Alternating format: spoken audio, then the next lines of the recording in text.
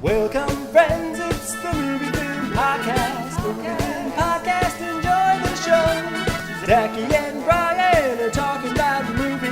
Movie Film Podcast on the radio. Welcome to Movie Film. It's episode 309, brought to you by Mr. Boy Productions. I'm Zachy's son. I'm here with Brian Hall. Hey, how's it going, Zachy? What's happening? You know. Cool. No, well, last we talked, there was all the Los Angeles wildfire. Wow. The wildflowers. Wild fires. Yes. Okay, that's like a Sally sells seashells sort of situation for me right there. Anyway, a week later, thankfully, from what I'm seeing on the Firewatch app, most of the fires have either been put out or they're at a much higher containment level now, which is a relief. I know there were a couple new fires that started up the other day, but my understanding is that those are getting contained as well. So thankfully, it seems like things are much, much better than they were a week ago. Nice. Okay. So, but and then also following up on something from the previous week, David Lynch, we talked about his passing. I went and checked out a memorial for him that began forming outside the Bob's Big Boy restaurant in Toluca Lake. I've seen this a lot on social media, so I thought it might be worth bringing up. But I was in that area, so I thought I'd pop by. And for people who don't know, Bob's Big Boy is a restaurant. They may know the imagery of it. Its mascot is this 1950s looking boy in overalls holding up a burger. And I think in the first Austin Powers, Dr. Evil uses that as a rocket ship, the statue. That's right. But anyway, David Lynch used to frequent the Bob's Big Boy for several years, apparently every day. Wow. In the afternoon, he'd go there and he'd get a chocolate milkshake and a coffee. And so he doesn't have a star on the Walk of Fame. So fans flocked to this Bob's Big Boy in Toluca Lake and started setting down flowers, blue roses, of course, related to Twin Peaks, and coffee cups and cigarettes and drawings that they'd made. And I actually had a chance to see it more than once. I went out just to check it out. Then I was with a friend who wanted to see it. And it was very cool to see it grow. And there was always a crowd out front and people taking pictures and leaving things. And it was really special. I was really glad I got to see it in person. And I just read, this is Friday, January 24th. I just read that they're dismantling it now because a lot of the items are perishable, so that makes sense. Rodents and things. But I think I read that Bob's Big Boy is going to take part of it and put it in sort of a shadow box inside the restaurant to preserve it for good, which I thought was really nice. So yeah, that was cool. I was really glad I got to check that out. And I think for people who want to see that, there's a lot of pictures online that you can see of what people put there. So. Very cool. Yeah, thanks for offering your man on the ground perspective. Yeah. And then in terms of what I've been watching lately, just sort of briefly some things. I haven't seen a ton, but I rewatched Whiplash. Oh, recently. Sure. You're in the mood for something feel good. Yeah, exactly. I just wanted to relax, put my feet up one evening. But yeah, this is Damien Chazelle's first film. And man, this movie is so good. It's over 10 years old now, which I can't believe. He went on to, of course, do La La Land and Babylon, First Man. But for those who don't remember, it's the story of a jazz drummer student who is determined to be great. And he's got this mentor who is just absolutely sadistic, abusive. That's right. And oh man, this movie is so good. And I was looking up the facts afterwards, just out of curiosity. It was made for $3 million. Amazing. Yeah. One of those sort of early Blumhouse movies. It was a Blumhouse thing. And he was usually that studio was making those movies for $5 million or less. But anyway, $3 million. Blumhouse and nary a disemboweling in sight. Yeah, I know. It was kind of, yeah. A little different from them. It's just psychological horror all the way, right? It's true. I mean, that's the thing, Well, I was going to say at $3 million, you do not think about the budget once. It feels like it's exactly what it's supposed to be. Right. And I mean, it's just a great story, great characters. And the ending takes place at a jazz concert and it feels like an action movie sequence. Yeah. It's Yep. an incredible movie. I remembered that I liked it, but I was reminded how incredible it is. And so I just wanted to throw that out there for people who Yeah, you know, haven't my seen oldest Hamza. I mean, he's just like, that's one of the best movies he's ever seen. He says Mm. that all the time. He's like, Whiplash is one of the best movies I've ever seen. Wow. You know, and it is sort of like this little Rorschach test, because I'll occasionally have students who saw it, and I'll just be like, do you think he was a good teacher? Mm. To me, it seems very straightforward. Like, the guy is a sociopath, Yes. and genius does not forgive sociopathy, Mm-hmm. Mm-hmm. and yet you have people like, well, he made him a good drummer, like. I fall where you do on that. I think it's not ultimately not healthy, but you could have a conversation about it, because he does push him in a way that what he achieves at the end, it's debatable if he would have achieved it without being pushed the way that he was. However, I mean, there's a point in the middle, I think, where they talk about one of his former students taking his own life. Yeah. And I think it's left in your mind like, well, what happened? Like maybe it created some sort of illness inside of him, like Yeah. it's ultimately, of course, I don't think anything is worth that sort of abuse. And you have to think about the ramifications down the line in your life. But yeah, and this is a topic we're going to come back to in this episode. But I mean, what I think about is the trauma that is passed on to Miles Teller, that he will then conceivably pass on to somebody else. Wow, I think this movie achieves that theme 10 times better than the movie we're going to discuss.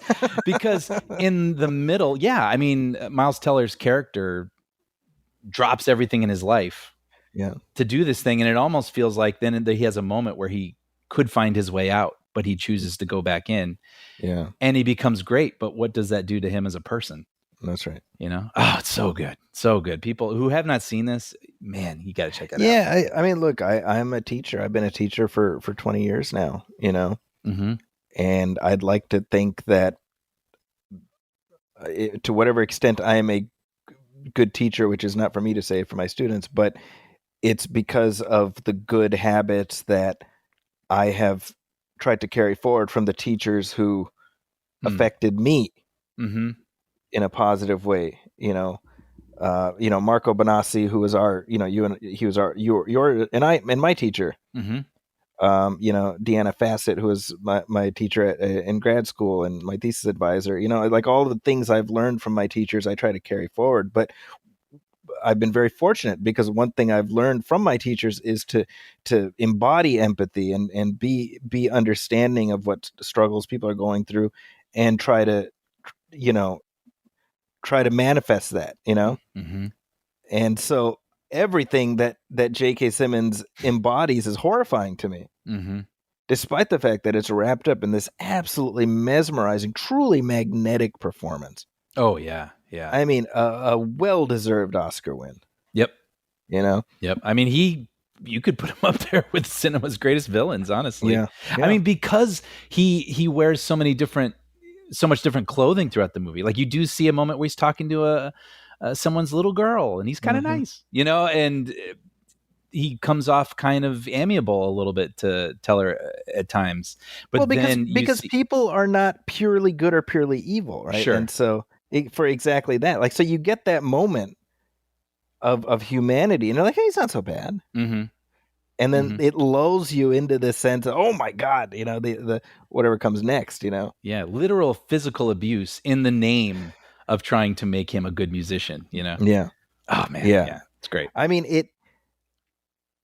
watching that movie for certain aspects of it are very triggering for me. Just based on some of my experiences in grade school or whatnot, when I went to school and overseas, the type of abuse that you suffered from teachers, Wow. So scary stuff. Yeah. Well, then I'm glad you mentioned that. I mean, it is worth noting. Might not be for everybin It's stressful. But it's a very stressful film. Yes. And so in that sense, yeah, it's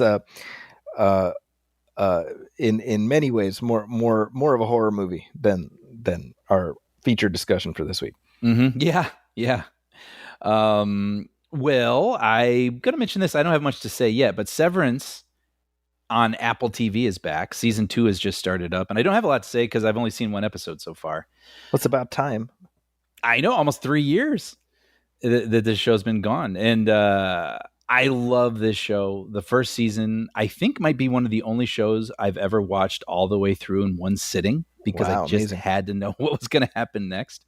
And I've heard some other podcasts talking about season 2 and sort of spoiling what happens in 1, how we get to 2, but I won't do that. But I will say the general premise is it's about workers who've had a procedure done. So when they're at work, they only have memories about what happens there in the offices. And when they're at home, they only remember, well, they don't remember anything about work. They only remember life outside the office. Mm-hmm. So then the questions are, well, why? Why would these people do that procedure? What's going on outside in the real world that the people, when they're in the office, they didn't want to be thinking about? And also, what is this company doing exactly? It's very mysterious what the company's doing. And I was hooked very easily with season 1. Really happy that, that season 2 is back. And it, like I said, I'm only one episode in so far, but it picks right back up after the events and revelations at the end of season 1. And I think it does a good job reorienting us back into the world. And it has the characters kind of catching up with one another about what they've gone through. And so it's a little table setting, but it's good that they do that because, like I said, I mean, this show's been away for about 3 years. Yeah, right. And so I'm ready. I'm chomping at the bit now to get into 2, 3, 4. It makes me sad that this isn't one of those shows that drops all at once, so I can just binge the whole thing. It's going to be dropping once a week till March, I guess. But in another way, at least you get to savor it then. I get to savor it. Yeah. There's a lot to digest each episode. There's a lot of details and I'll keep probably checking back in on this one. I know this is a show I've been meaning to watch, so I'm hoping to finally get to it. I think you'll like it. I think Hamza will like it too. Yeah. It's I think actually your oldest kids, all of them might kind of enjoy it. It's a good.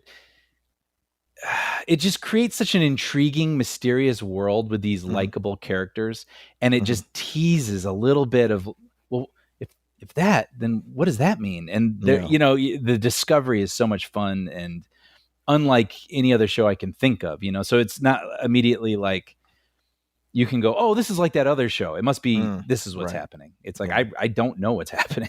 And that's such an intriguing premise too. What would it be like if you just didn't have to think about life while you're in the office? Or I think more tantalizing is to be outside of the office and not have to think about the office at all. Yeah. Right. So it's weirdly appealing. Yeah. But then also it shows the downside of those decisions, I mean, are you dooming the other part of your consciousness to just toil all day, in an office? It's depressing. It's all very depressing, isn't it? when you ponder like the real world applications to everything that we're talking about, it's like, like there is no work-life balance, right, in this day and age. And so, obviously the fact that a show like this has found such a receptive audience is an indication of how many people get it. Mm-hmm. They get what it's saying, because there isn't that sense of, there should be that sense of like, you go into the office, you do your work, you do your thing, and then you clock out and you live your life. Right. There isn't, but increasingly there isn't that. So, Severance is speaking to an audience that's not kind of nodding along, Yeah. It's, I was just talking about this where I remember my dad coming home every day around 5:30 in the evening, and we'd have dinner and we'd watch the NBC News with Tom Brokaw. Like, that's just such a core memory for me as a kid. And now, I mean, I remember being at a job, and I didn't want to be the first one to leave. I would wait for someone else to leave, and it was never before 6, and and certainly on a lot of movies I worked on, I was there till, who knows how long. Oh, geez. I remember those. Yeah. Oh man. Yeah. Those are, it's crazy. So but yeah, like you said, those days seem to be over, and we can communicate so much more easily now with texting and emails and whatever. So you're almost always available, which depending on who you work for means you're almost always on call. Right. So. Well, we're talking about television and stressful work environments. I wanted to bring up The Pit, which is this new show on Max. The Pit. I'm not sure I Yeah. know this. So this is from John Wells and Noah Wiley, and it began life as an ER reboot. Did it really? It It began that way. it did. It began with at least at least a conversation like, hey, we should bring back ER. Mm-hmm. Before it ended up being ER adjacent in that it's set in an ER and it stars Noah Wiley as an ER doctor, but the hospital is not County General in Chicago and the doctor is not John Carter. Interesting. So at one point though it was, but then they decided to. I don't think it's as simple as like scratch out any ER references in the script. I think they had shifted gears well Sure. before it reached that point, but Sure. it was at least in the mix to the extent that the estate of Michael Crichton is suing Oh, the parties involved because they feel like, well, the Crichton estate has not been treated well with regards to interesting. this, Okay. and certainly one questions how we ended up here, right? Uh, it seems suspect at best, right? I mean, you try not to ascribe malign intent, but I certainly don't fault the estate of Michael Crichton for being like, guys, come on. Right. That all being said, the show, it's a 15 episode season, and each episode is 1 hour in a 15-hour shift. Okay. So it's a la 24, but 15. It's just within an ER and it's immediate, immediate environs, and it's pretty darn good, man. Yeah. I mean, you know me, I'm a sucker, dude. I'm all about. I mean, ER is one of the greatest TV shows of all time. Yeah. So I'm already kind of like in its corner, but I love medical dramas. And so this hits a lot of those bases, but the obviously it helps being on premium cable because you can have more guts and well, penises. There's more of those, I guess. Also, not that that's value added, but it is relevant. Sure. More profanity, and obviously Noah Wiley, playing essentially. I mean, let's be honest, like, he's Dr. Rabinovich, but he's Dr. Carter. Right. But it's great. It's just great to see him back in this, and he's like, I was just talking to Amin about it. I was like, he's like really good in this. It's just he conveys like empathy and firmness, and you see just like all the character on his face, and we sort of as an audience imprint all of our history with him from ER Sure. into the character and stuff. But it's a really really effective so far, and I think that it shows what you can do with some with streaming series where there's been this like, oh, we're just spending hundreds of millions of dollars on these series, and it's like, no, this is just kind of a network show with a few more naughty bits and a few F-bombs, but from a budget perspective, that's what makes sense. Yeah. It's interesting to me that HBO is doing it because they seem, I don't know what the word is, but just the things that they decide to do. Like I remember for Yellowstone, right? Yellowstone was pitched to HBO, but they didn't feel it was HBO enough. So hearing that there's a hospital drama, which to me typically sounds like a network kind of thing. It's interesting to me what HBO saw that said, "Oh yeah, okay, well we'll do that." Well, it's Max, not HBO. Oh well, okay. So there's that. Plus, I would again, if this started as an ER reboot, then that explains that also. Why it's at a Warner Brothers thing. Sure. Right. So yeah, that lawsuit is still percolating, and I have to imagine the Crichton people have to get looked after. I don't see any. It just from appearances, it seems like they got done dirty. You know what I mean? Like it's close enough with tweaks. My sense is that this all started with Noah Wiley, either texting or emailing John Wells and being like, hey, like during the pandemic era, being like, hey, if we want to do something, sort of dipping back into that and see, like, not a series, but some short form thing where we see what Carter's up to, I'd be down for that. Mm-hmm. And if that's the start of the conversation and we end up with this show, I don't know. Then you say, well, why isn't it ER? Is it because that way you have one less mouth to feed, that mouth being the estate of Michael Crichton? You know, it's funny. I just changed my mind in my head as you were talking, because part of me thought, well, there's a lot of medical dramas. Yeah. You know, so I mean, who's to say? Yeah. But then on the other hand, if you have a billboard with Noah Wiley on it and he's playing a doctor, yeah, and you know, say from the studio behind ER, exactly. I mean, right. That's what you are capitalizing on. Like let's take the Crichtonness of it out of it, because Michael Crichton is a big deal. If it's you or me, mm-hmm. and we created a hit show like that, and then here's something by many of the same people, but not you, with a very, very similar premise, we'd be pissed about it, right? Yeah. So I don't know. That's my, and I don't want to impute negative motives on these people, but we will. But it's hard. It's hard not to, because I mean, truly, like you try to give something the most charitable reading, and it's hard to find a totally clean read of this. That's me from my perspective. Yeah, yeah, right. Well, interesting, but you do like it. But I do like the show, so that's sort of the paradox. I think it's compelling.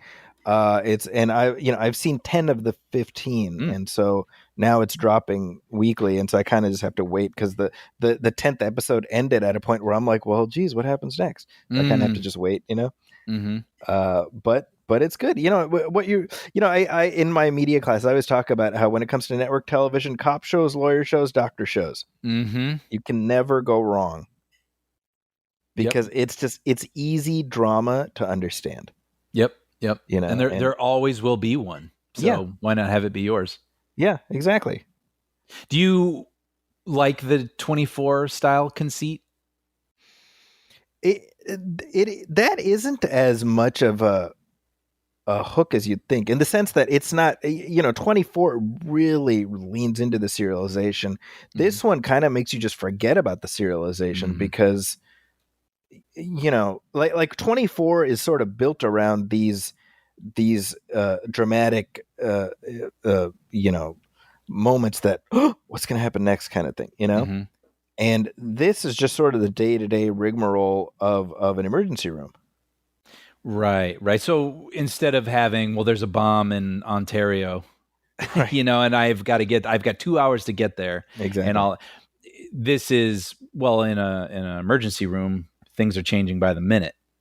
New people coming in. Yeah. So it ends up playing very traditional medical drama, because like in this episode, you'll have a patient come in, and then in the next episode, we'll dip back in with that patient, but there will be new patients in the next one, and then that story kind of ends, and and so it plays like a traditional medical drama, and so that gimmick isn't as gimmicky as you'd think, but nice. But it is a thumbs up for me, notwithstanding sort of the sketchiness of how it ended up being what it is. Sure. But it's well done. You're enjoying it. But that being said, there's another streaming original I saw this past week, which just dropped today as we are recording this. It is Star Trek Section 31. Okay. Is this a series or a... So this is a straight to streaming movie. It's a streaming original movie. However, it's the first Star Trek movie of any kind in like 10 years almost. Wow. Crazy, right? Yeah. So the Chris Pine films. Wow, that's 10 years? Yeah, 2016 was the last one. That's amazing to me. Yeah, so at this point, it's the largest gap we've ever had between Star Trek movies. This was originally intended as a streaming as a series. It was going to be a spin-off of Star Trek Discovery, focused on Michelle Yeoh's character. And then she had to go and win an Oscar a couple years ago, and suddenly her dance card got full. Sure. So instead, they did this as a streaming original movie. I think with the idea that, hey, maybe if it does well, we can just get her to come back every couple of years or whatever and do one of these. Um, unfortunately, they didn't reckon with the fact that it is absolutely lousy. Oh no! How so? Man, it frustrates on so many levels. I think right up top, the biggest frustration I have is I don't know who this movie is aimed at, because it's so up its own torpedo tube with like the mythology that it's pulling from. It's like, oh, this is a character from the mirror universe who ended up here, and this thing is from this, and it's all this stuff that you're expected to know already before you can even really get into the movie.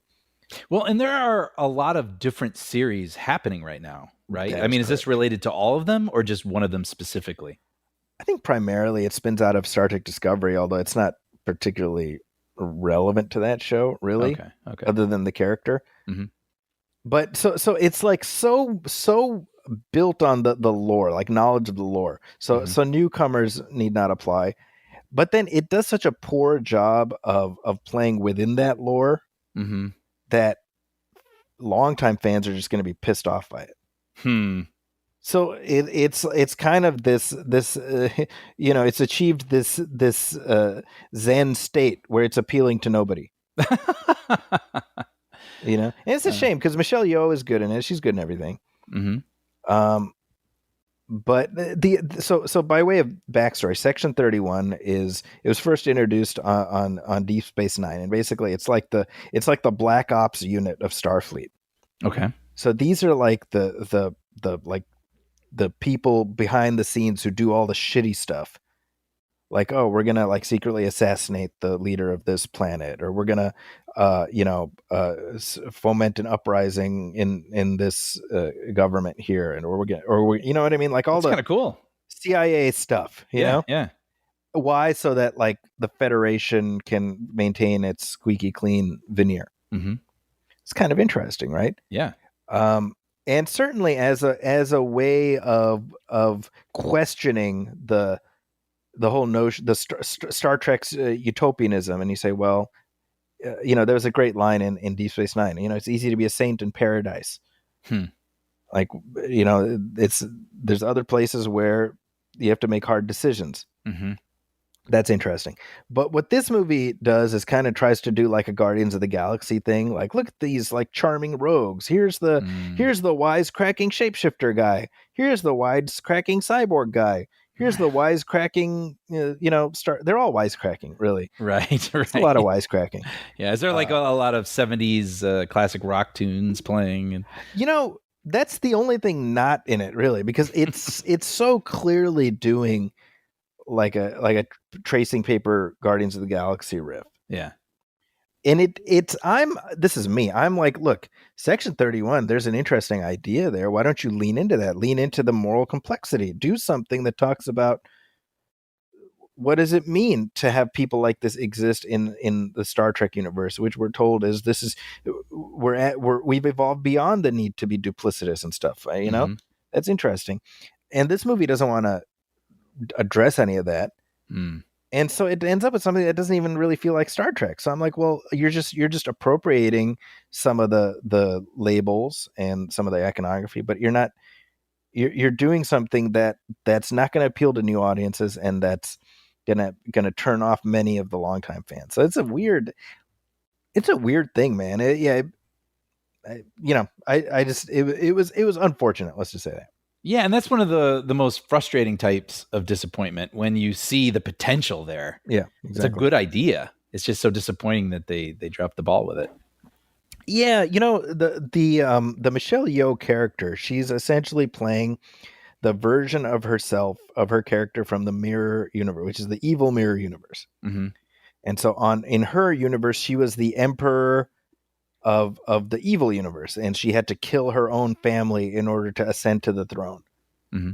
So this is literally the first scene of the movie is her. It's like her younger self, and she's welcomed home by her mom, her dad, and her little brother, and they're all like eating together, and then they die of poisoning. Okay.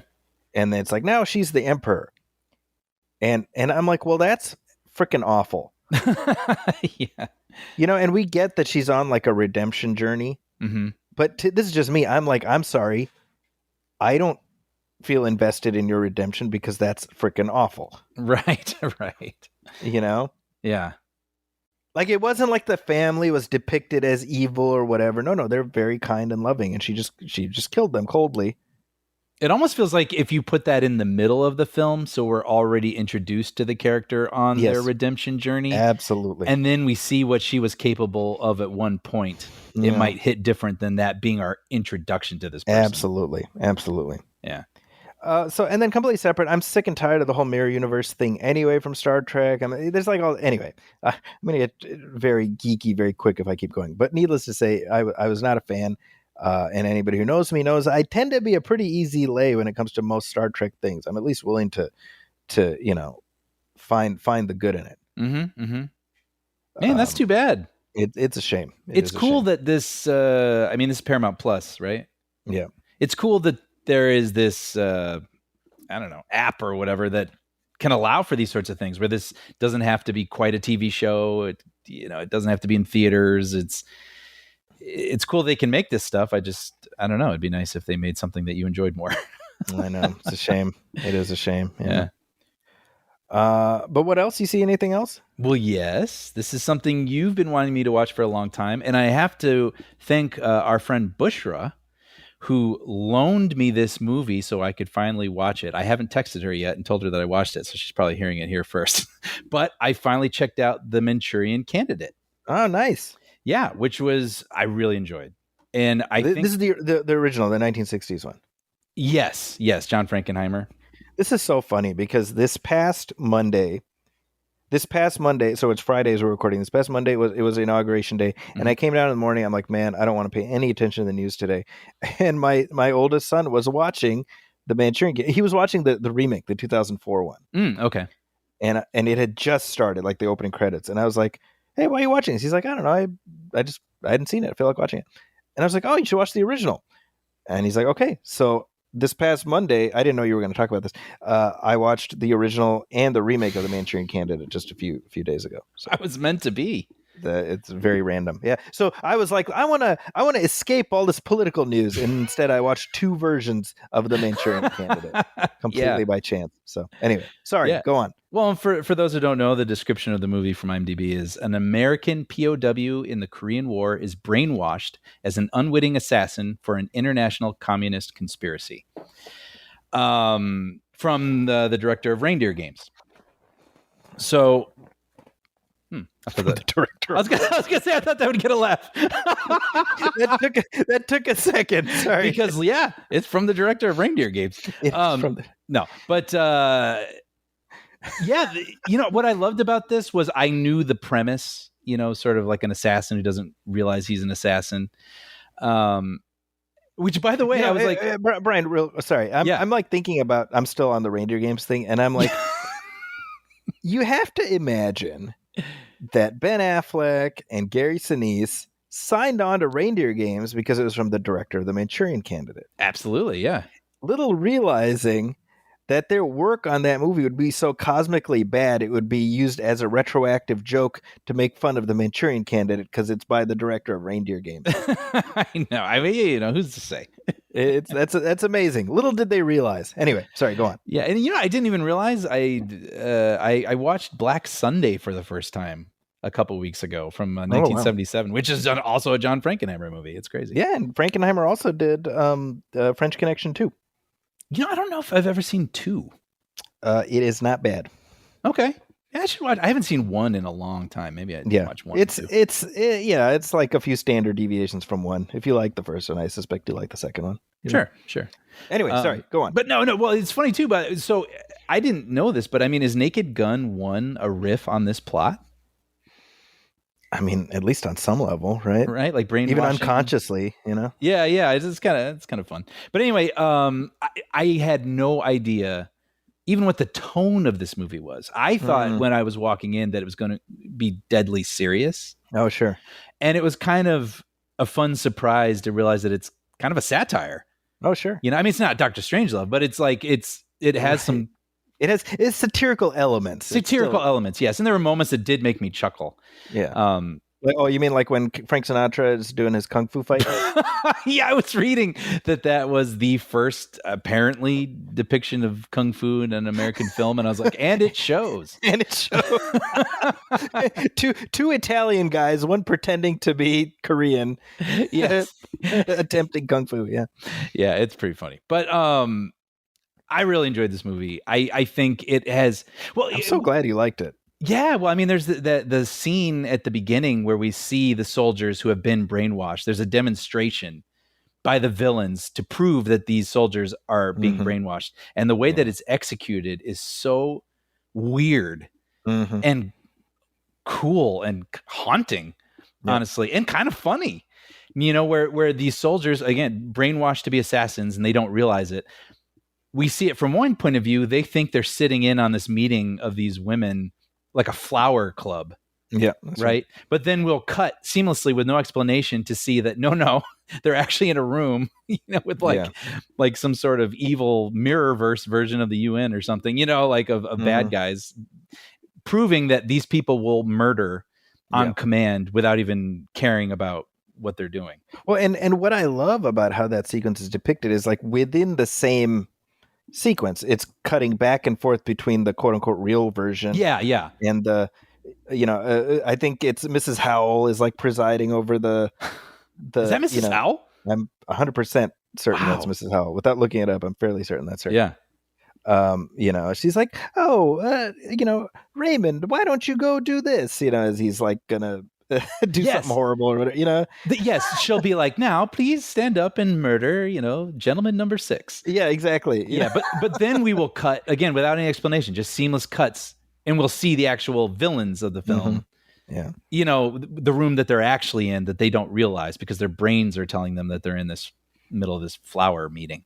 Yeah. So amazing.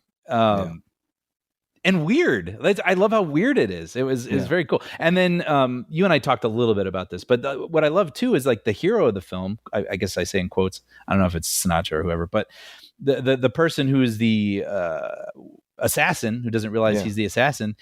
He's not a very likable person, right? Which is very interesting. All his men don't like him in his unit in the military, and he's not a very nice guy in real life. Yeah. But then in the middle of the movie, we get his backstory, and then I kind of love him. And we should say that despite the fact that he's so unlikable, if any of his fellow soldiers are asked about him, they say, yes, Raymond Shaw is the kindest, bravest, warmest, most wonderful human being I've ever known. Yes, because it's been programmed into their brains. Yeah. By the way, that's in the book Geek Wisdom, that was one of the essays that I wrote about that quote. Oh my gosh! Well, I have that book, which you wrote. You wrote that essay. I was a co-author of that book, and that was one of mine. Well, I need to go read it now. I've obviously read it back. I don't remember what I said. Probably some kind of bullshit, but it was about that quote. I'll tell you that.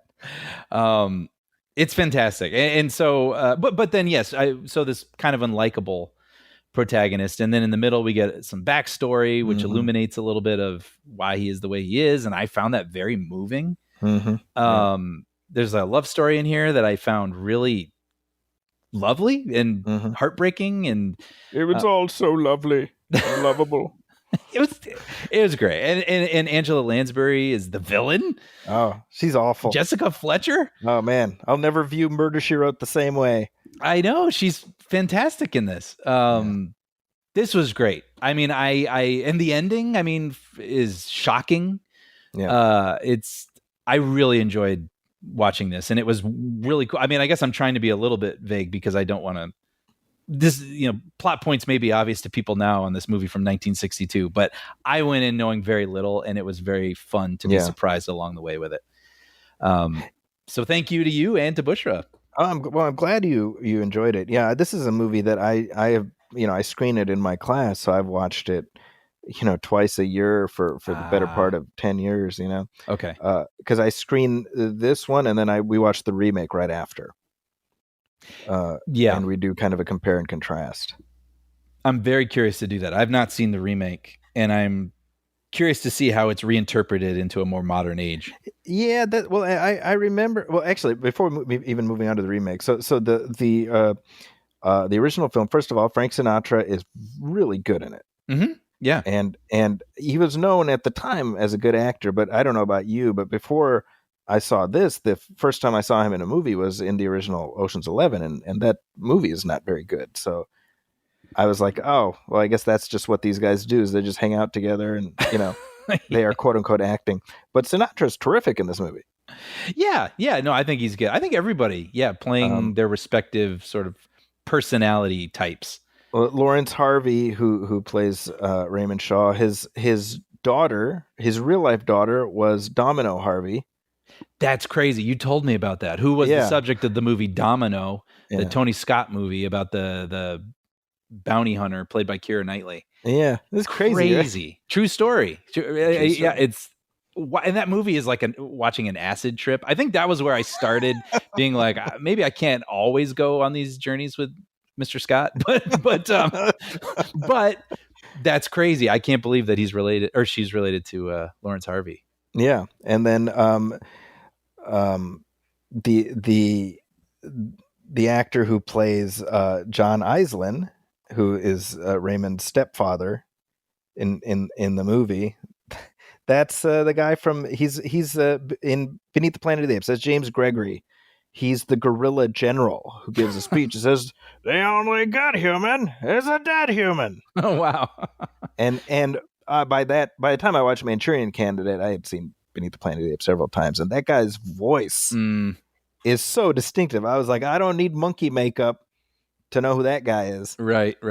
Very, very distinctive. And I think, in terms of the remake, I remember when it was announced, and I was like, why would you remake The Manchurian Candidate? And I've said to you before, I actually do like the remake because I think it found clever ways of updating the premise and the story, and it doesn't step on the original. I think you've got two interesting tellings of a similar premise, and without spoiling anything, there is no John Iselin in the remake.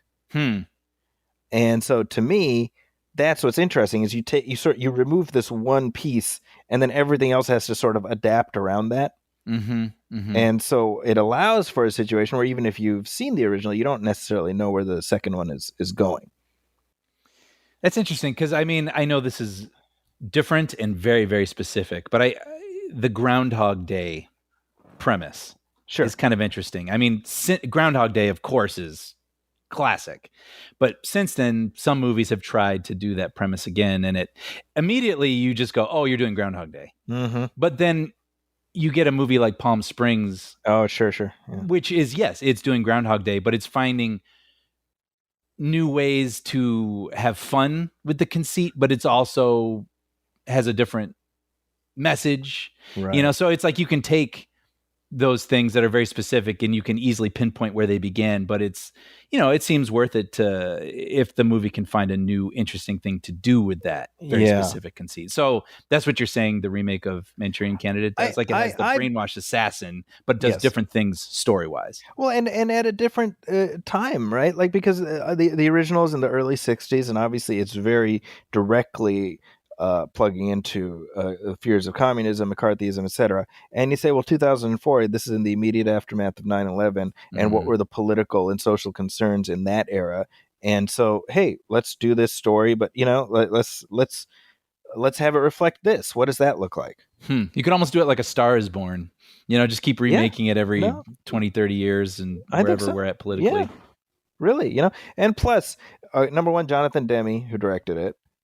So, well, that's interesting because the guy who made Silence of the Lambs, I'm interested. And then look at the cast, right? Denzel, Liev Schreiber is Raymond, Meryl Streep is his mother. Oh wow!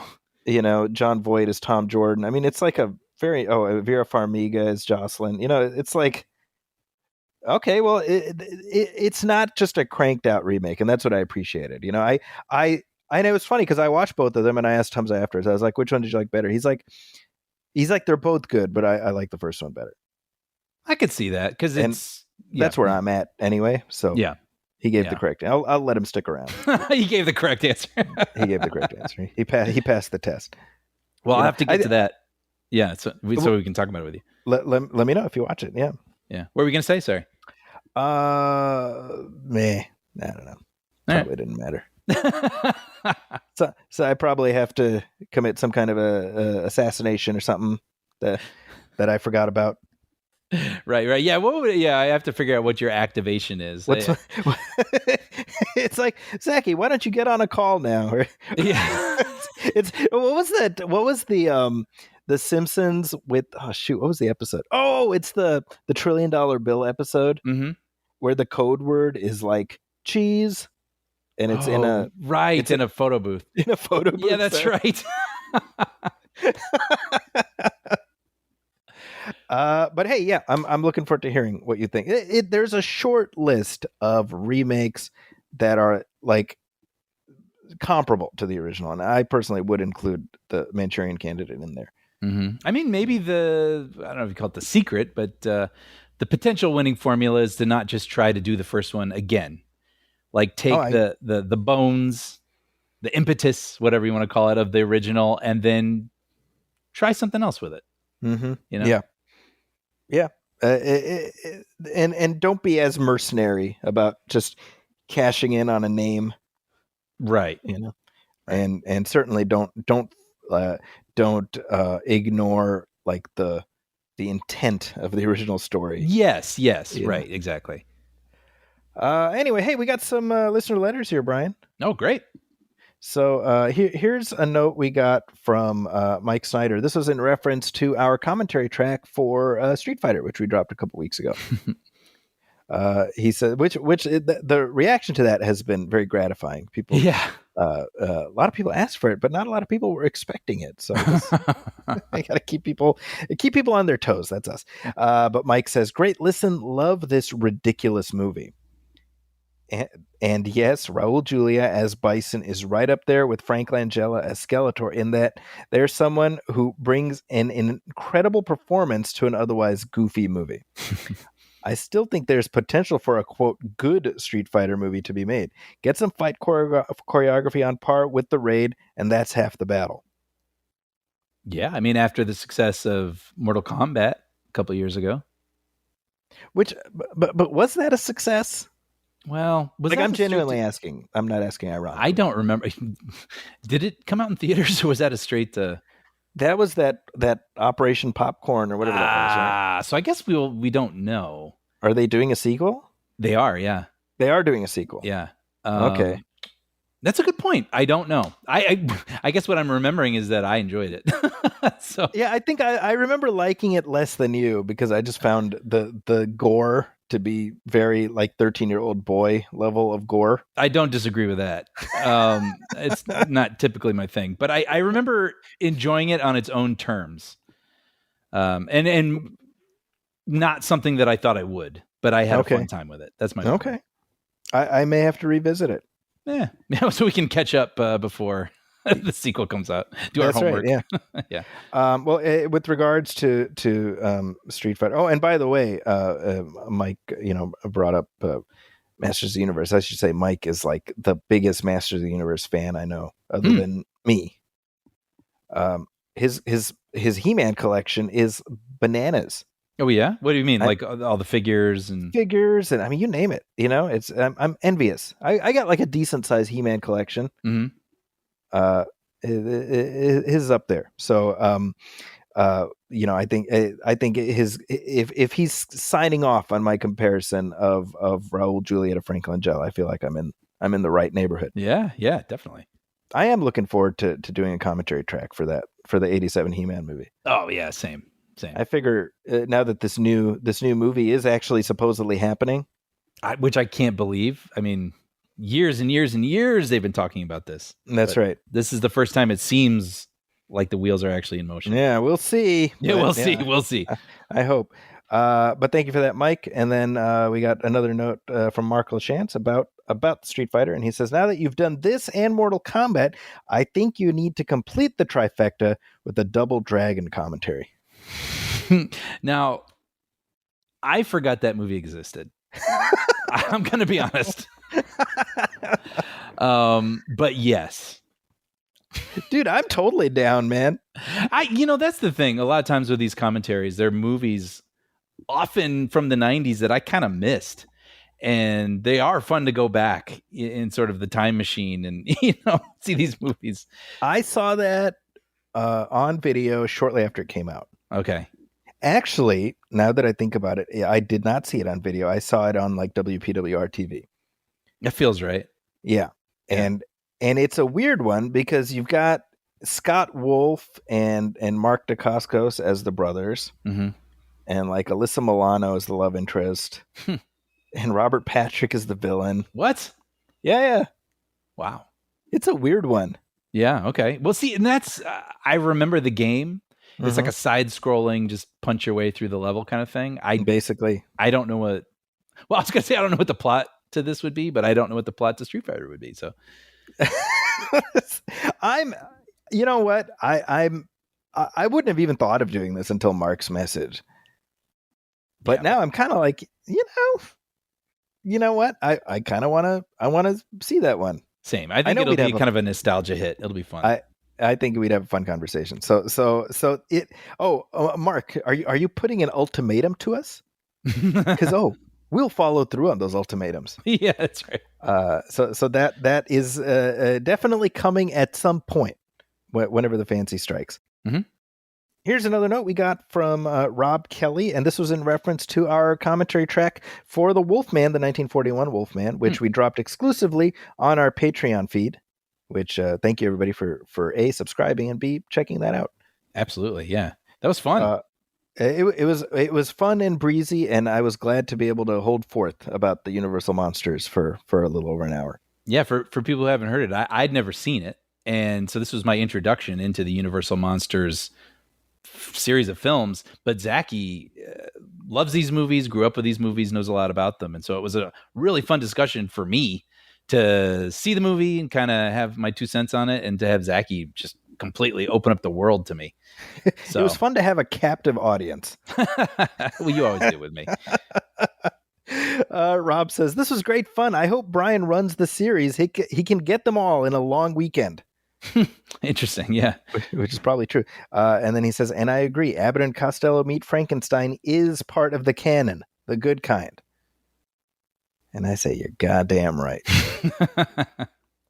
Abbott and Costello Meet Frankenstein. I would say, Brian, like, just pop that movie on and you will laugh a lot. Yeah. So should I watch the first Frankenstein first? You don't need to, but yeah, Okay. This is not the Infinity Saga. Right. That culminates like that. It's not Endgame, you can just pop that movie on and enjoy yourself. And it's about an hour and a half. Okay. And I suspect you'll laugh a lot. All of the Abbott and Costello Meet the Monsters movies are hilarious, but especially Abbott and Costello Meet Frankenstein, Abbott and Costello Meet the Wolfman. Excuse me, not Meet the Wolfman, Meet the Invisible Man, which is also tied in with the Invisible Man film series. Okay. It's meant to exist as part of that series. That's so interesting, isn't it? I mean, can you imagine now if they had, I don't know, like Captain America meets some sort of comedy duo from 2025? Key and Peele. Yeah, exactly. Yes. That would be so interesting. Key and Peele versus Thanos, and it's like yes. And it's like an actual part of the Infinity Saga. That's what it's like. Right. Yeah. But yeah, that's actually, I had an opportunity to talk about Abbott and Costello Meet Frankenstein on I love that movie, the podcast. Oh, cool. Hosted by Lisa Sancello. It's a great conversation. Any chance for me to talk about that movie. And I saw that, when I was a kid, they showed it on TV in Saudi Arabia, and it just stayed with me. And I revisit it with my kids all the time, and they all love it.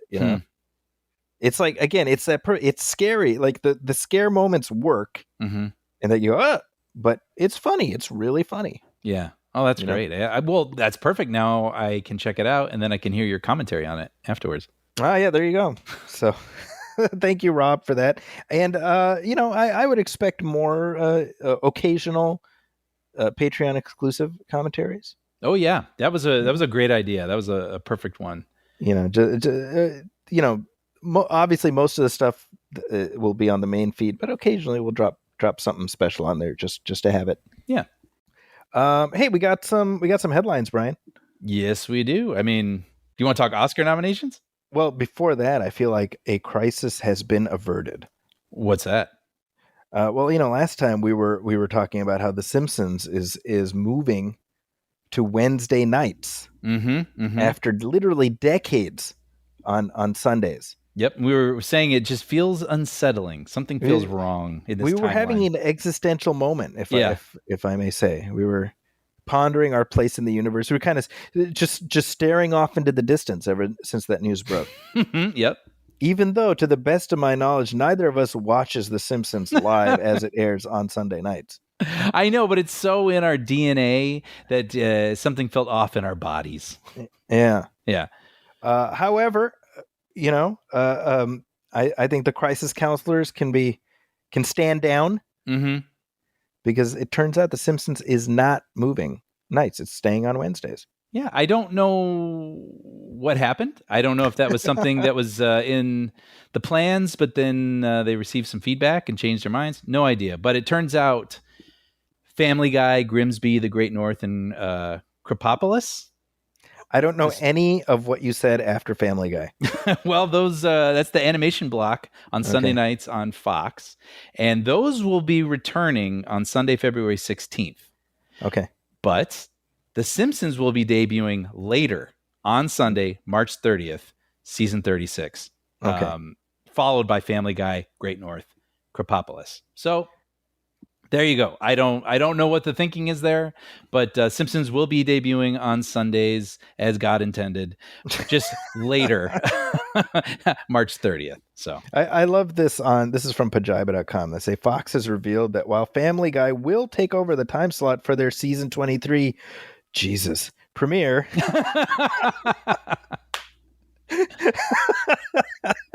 23, man. Yeah, and when you think about it, that would be more if not for that 5-year gap.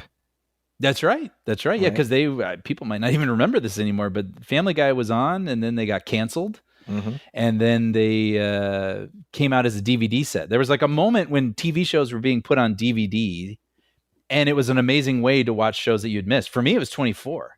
Yeah. I hadn't watched it when it was on TV, but I started watching the DVDs, and I would just plow through seasons. And then I would start watching it on television once I was caught up. So Family Guy, once it was canceled, I remember I was in college and those DVDs were like a hot commodity. People were passing them around. It was this crazy show. It was like The Simpsons, on crack or something. It was crazy. Yeah. And they sold so well that Fox decided to put Family Guy back on the air. And here we are, season 23. Yeah. So I guess the early part of that season will be on Sunday nights, and then that'll shift to Wednesdays, and then the Simpsons will be where it is meant to be. It's first best destiny Sunday nights. So it will remain there where we will continue not watching it as it airs. Yeah, and also sleep a little better at night for some weird reason. This whole thing is very it is weird. The fact that. I'm glad it's staying where it is, but also this whole thing is a weird thing to get angsty about, I know. And we've already talked about this, but I did think it brought up an interesting discussion, which is most people aren't watching things live on TV anymore. They're watching them on Hulu. They're watching them in their DVRs. So does it really matter what night a show is on? That's right. And what sort of ratings or measurements count now? Yeah. I mean, it's... how many people watch something live, the minutes that something's streamed on a streamer, who knows what the math is? I don't. Yeah. So, yeah, but worth mentioning, earlier this week, Amina was watching the movie Awakenings. Interesting. Which, Robin Williams as the psychologist who was trying to get these catatonic patients to re-enter life. So I think it's Penny Marshall directed it, I think.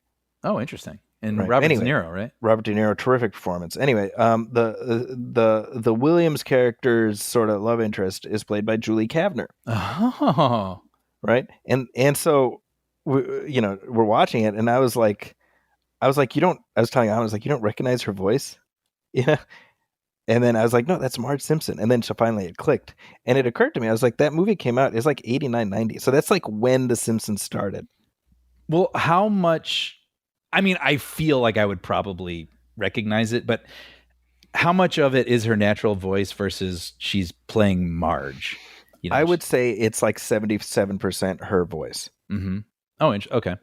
It's out of all of the Simpsons act. Well, okay, Yardley Smith that's just Lisa. Right. Julie Kavner, she as Marge, she's slightly higher pitched. Mm-hmm.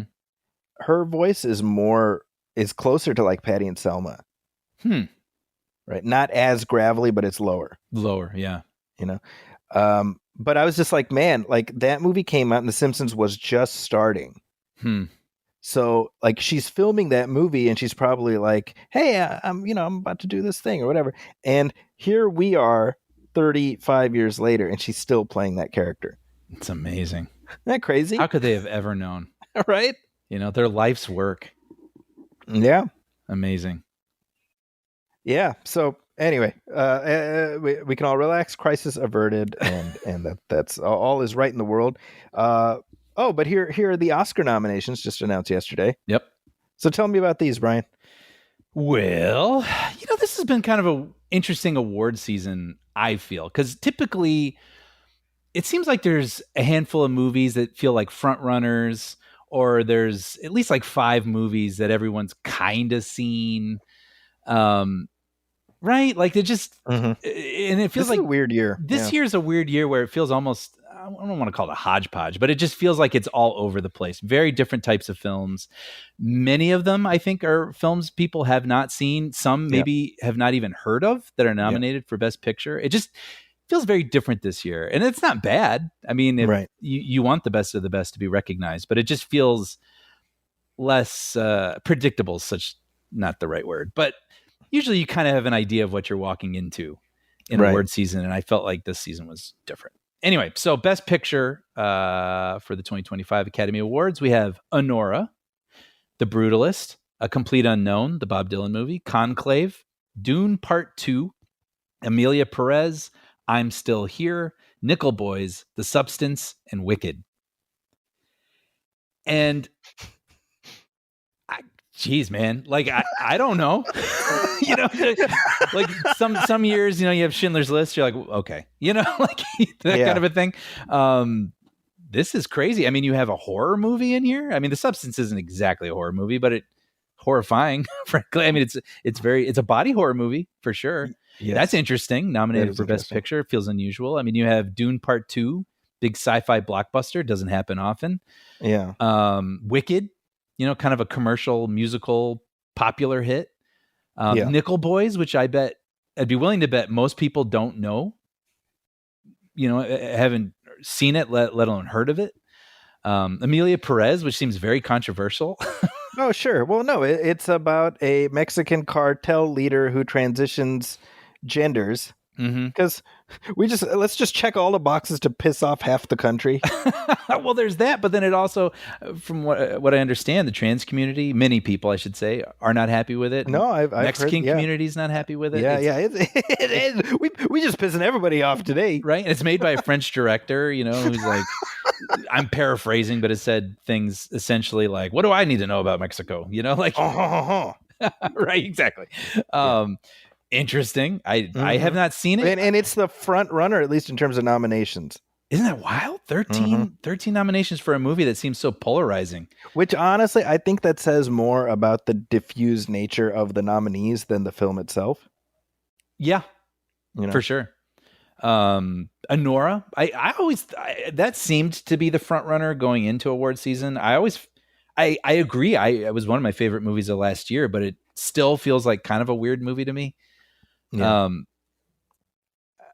I don't know. I mean, what's your, and The Brutalist, we should say, I think is, you say Amelia Perez is front runner in terms of number of nominations, but it seems to me that The Brutalist, I don't know. I guess maybe going off the Golden Globes, that's what won Best Picture Drama. In terms of people's sort of passion, I would be inclined to think Brutalist is the front runner. Yeah. Because it seems like people are desperately trying to find reasons not to vote for Amelia Perez. That's just the tenor of the conversation in the last, 24 hours. Right. Now, That being said, now when it comes to The Brutalist, we should say a little peek behind the curtain. You and I have both been trying to find time to watch this. Yeah. And at least from my end, I will say that, well, it's 3.5 hours long, which I'm all about. It's not the length, because a good movie can never be too long. However, I do have other, I have children who require my attention and whatnot. So finding 4 hours in a day that I can just carve out has proved, kind of a Herculean proposition, Yeah. And for those who don't know, the movie also includes an intermission. Yeah. Uh, so I'm interested, but I do also feel like, for being a front runner, this is a movie that a lot of people have not seen still. Mm-hmm. I mean, you and I both didn't get screeners, and then also it just got released in the theater near my house, which is kind of unusual for Los Angeles. And let's be honest, I think there's a lot of people in the Academy who will not watch it because they're like 3.5 hours. Screw that. Possibly. You know what's interesting, by the way? The director is the guy who did the movie Vox Lux, which I talked about several years ago. That Natalie Portman movie, which I really liked, but most people hated. So I just found that interesting, that I'm like, well, here he is. He's back. Yeah. And, but yeah, I don't know. So Adrian Brody is nominated for Best Actor. Mm-hmm. And if nothing else, I hope this finally gives us another Adrian Brody SNL episode so that you can see what ethnic group he'll piss off next time. Would you like to explain that for people who aren't familiar? So he hosted back in, what was it, 2003? Yeah, like early 2000s. Right, is for the Pianist. See, he only gets nominated for movies that are definite article noun. That's good. Yeah. And so it was the musical. I don't know, who was the musical guest. I think it was Sean Paul. Okay, so he comes out to introduce the musical guest, and he's wearing like a Rasta wig. Mm-hmm.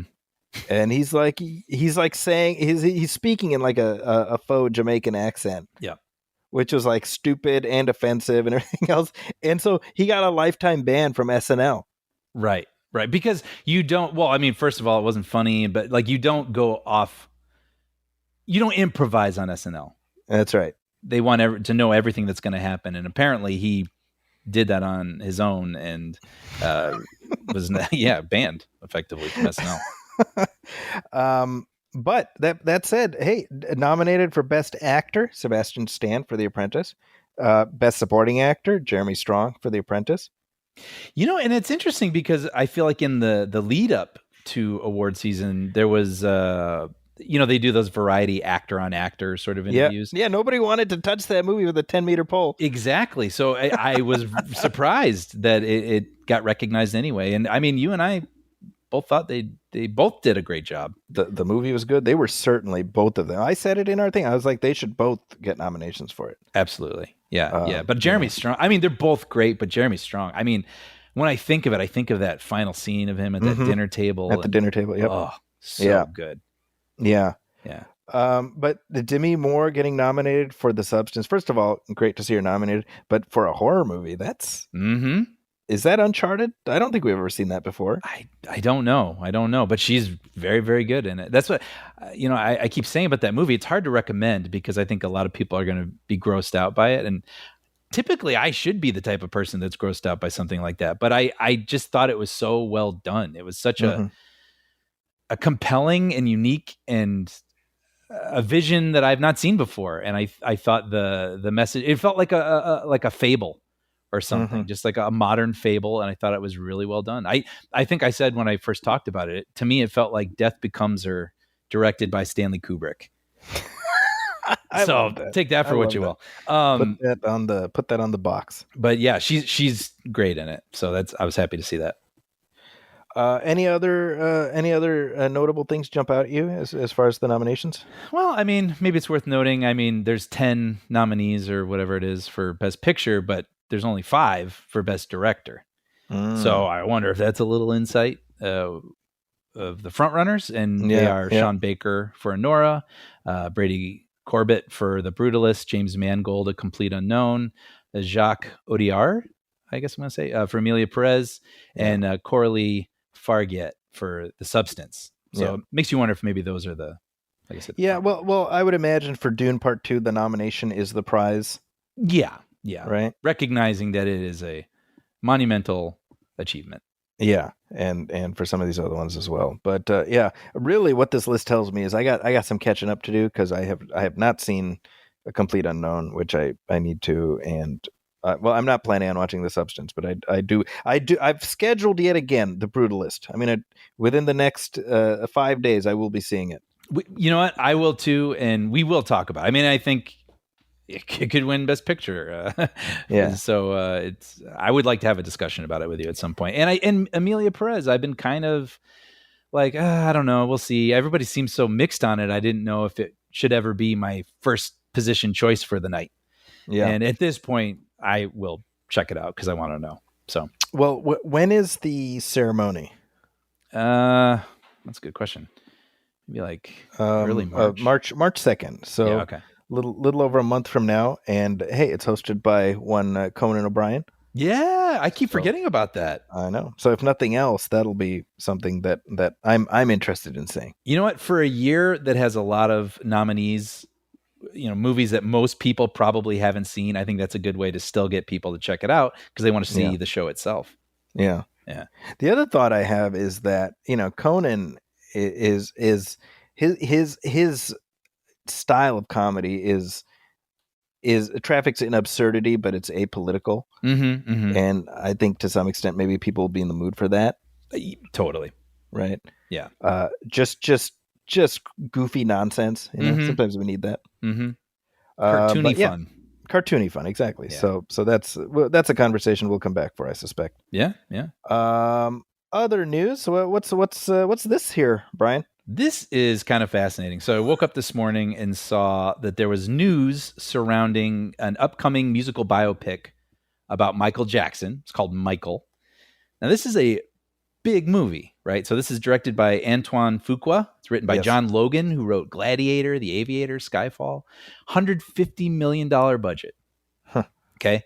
So apparently what's happened with this film is the story, as a framing device, was going to use the allegations, the abuse allegations that were leveled against Michael Jackson in the early 90s. So the movie was going to open with him being sort of interrogated and, when they inspected his body, and was humiliated and traumatized through that whole experience. Jackson, I'm speaking of. Mm-hmm. Anyway, so then I guess presumably the movie would go back in time and then we'd see, his rise to superstardom.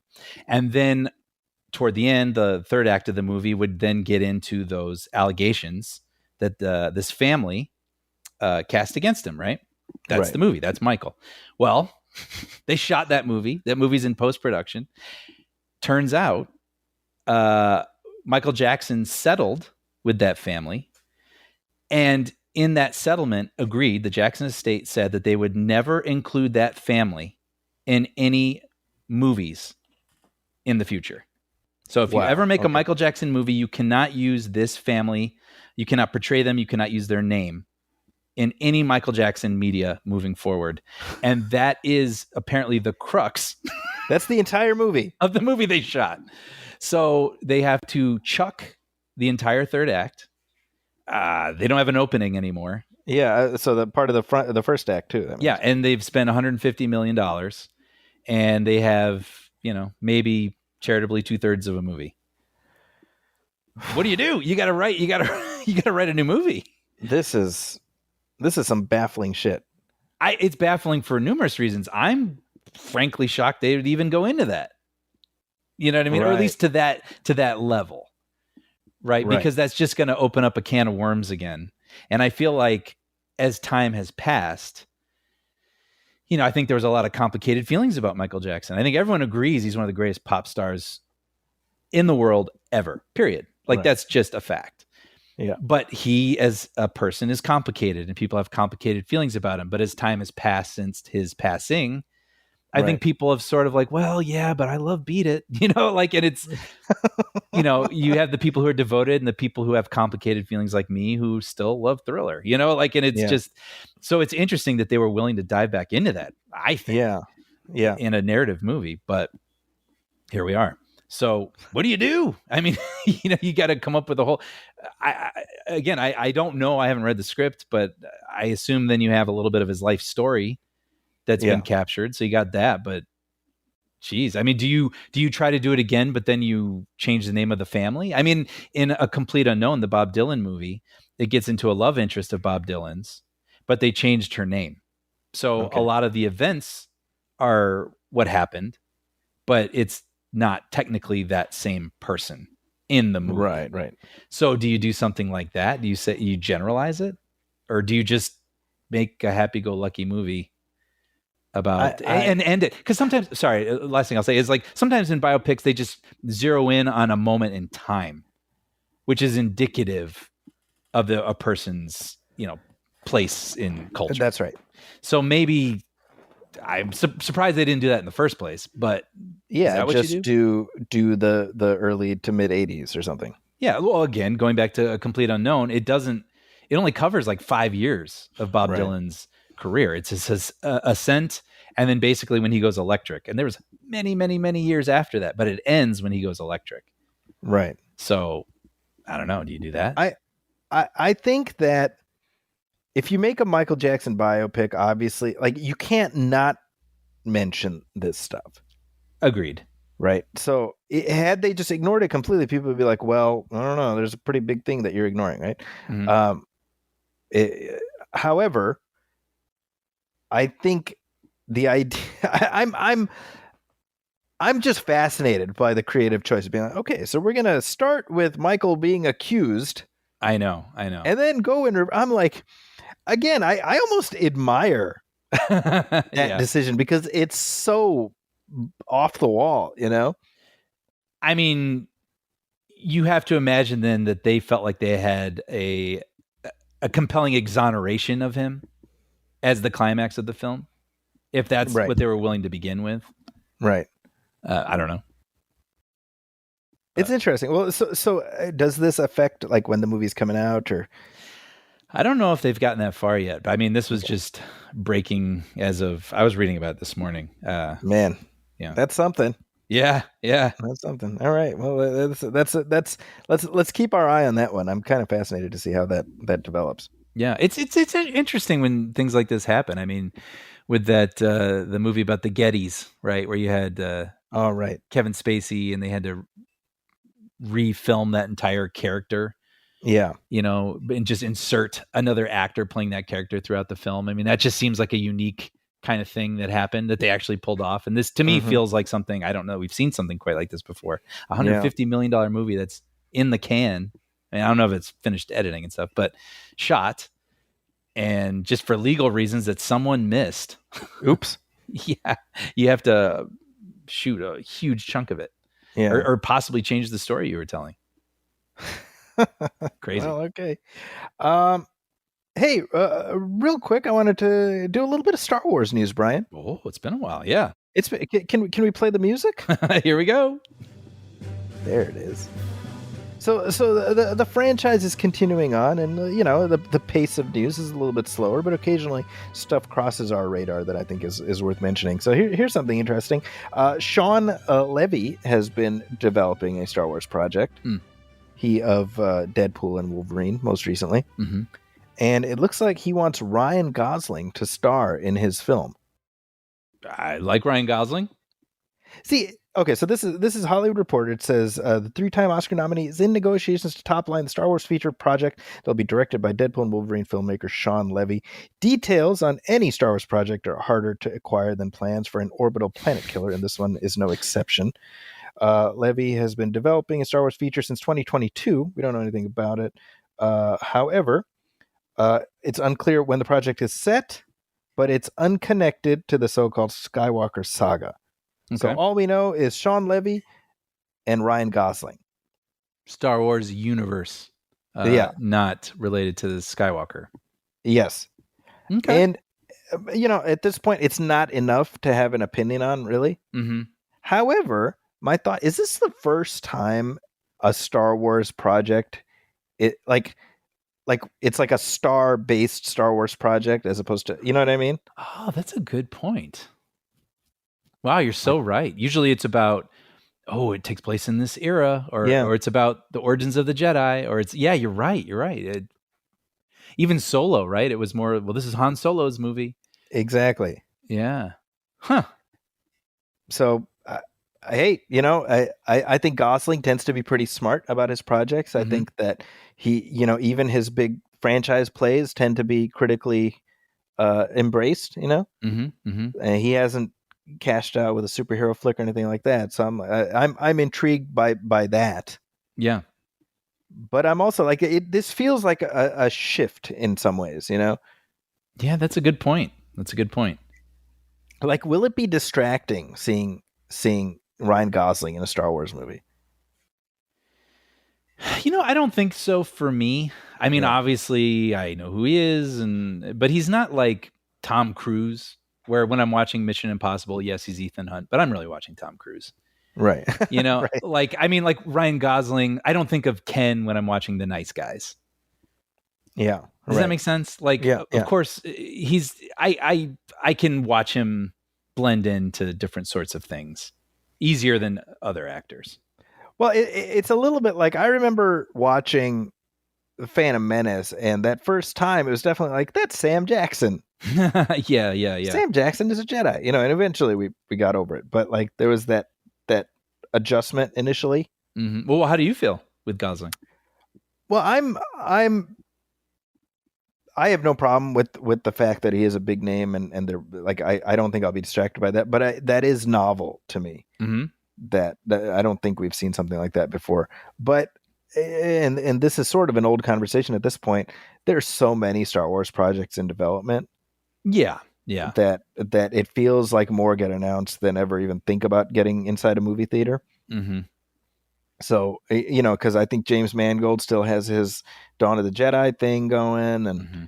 presumably there's some Rey movie at some point. That's right. That's right. So I hope it's good. I think Sean Levy's he has a good sensibility for Star Wars. I'll tell you that. I think so too. So I'm intrigued by that. But I want them to get their act together because I don't like Star Wars being perceived as a wounded brand. Same, You same. know, And but then it also makes me wonder, what should their agenda be? Should it just be random movies in the Star Wars universe, or should they get around a long table and chart out the next 10 years of yeah, interconnected stories? I yeah. don't know. I don't know what I want.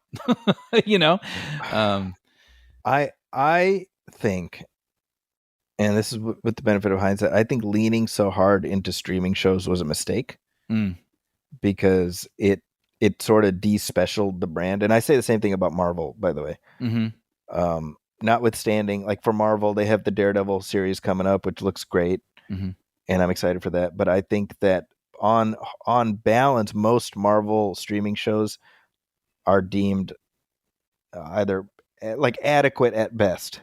Sure. It's certainly not like we're a far cry from what 3 years ago or 4 years ago, whenever it was, when like the new WandaVision, we got to watch it. Mm-hmm. None of this stuff is must see anymore, Yeah. Yeah. and that's a problem. Yeah. That's true. That's So true. increase the scarcity, increase the demand.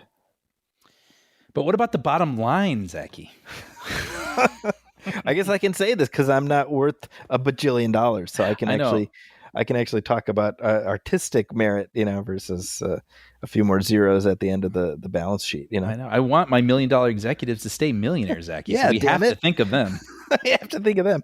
Well, here, actually, speaking of Star Wars, here's something I found this interesting. I thought you might too.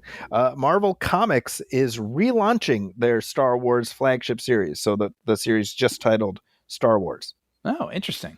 You may recall when Marvel first got the license back, like 10 years ago, Mhm. they started out by doing a series set between Star Wars and Empire. Mhm.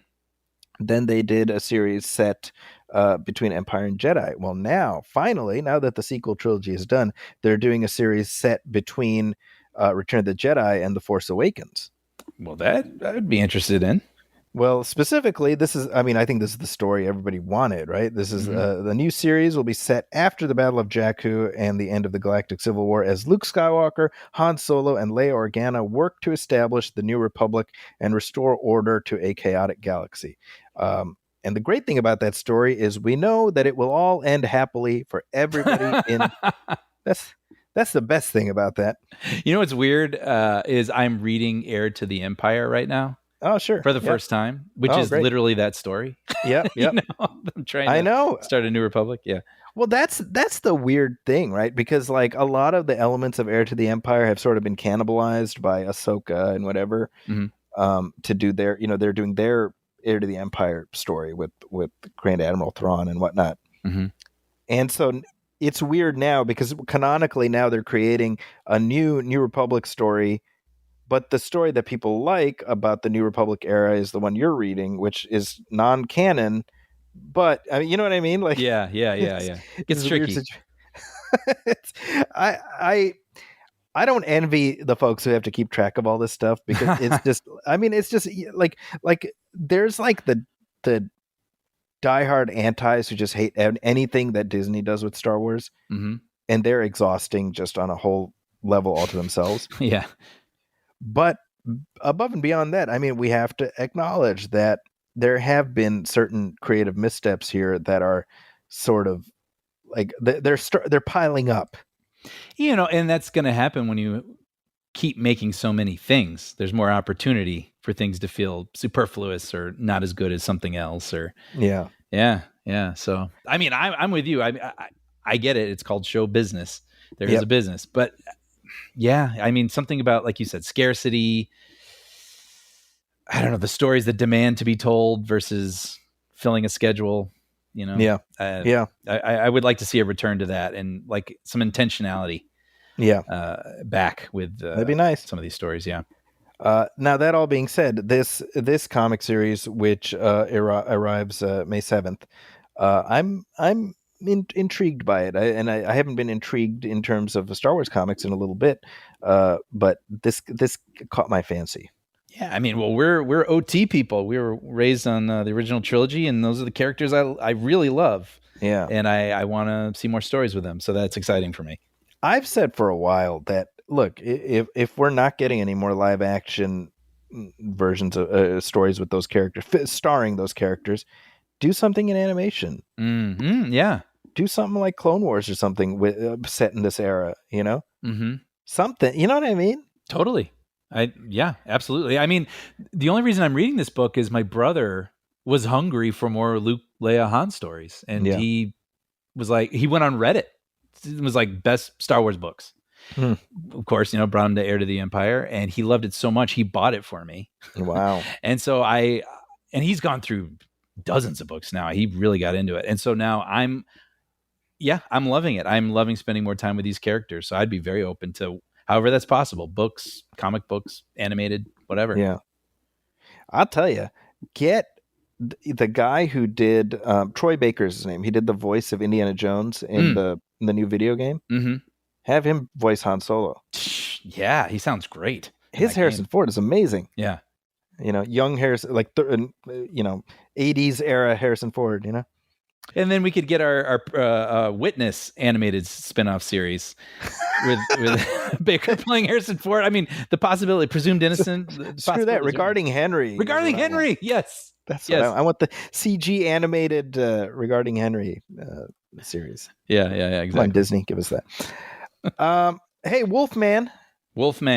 How about it? So Leigh Whannell is back with another Universal monster excavation. He of course directed The Invisible Man 5 years ago. Can you believe that?